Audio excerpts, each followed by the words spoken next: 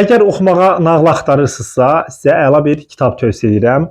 Baxın, əlimdə tutduğum bu kitab Jean de La Fontaine Nağıllar adlanır. Bu kitabda bizim uşaqlıq illərində eşitdiyimiz, müxtəlif yerlərdən oxuduğumuz 100-dən çox nağıl toplanıb.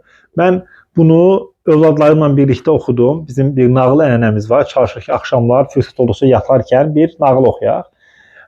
Kitabdakı hər bir nağıl təxminən 2 səhifə, 3 səhifə civarındadır və hər nağıla aid də qəşəng bir illüstrasiya var. Uşaqları çox yormadan həm özləri oxuya bilərlər, əgər böyükdürlərsə, balacadırlarsa siz onları oxuyarsınız. Eyni zamanda nağılın sonunda nağıldan çıxara biləcəyimiz nəticə də var.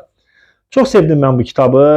Qəşəng, ibrətamiz, həyatın içindən.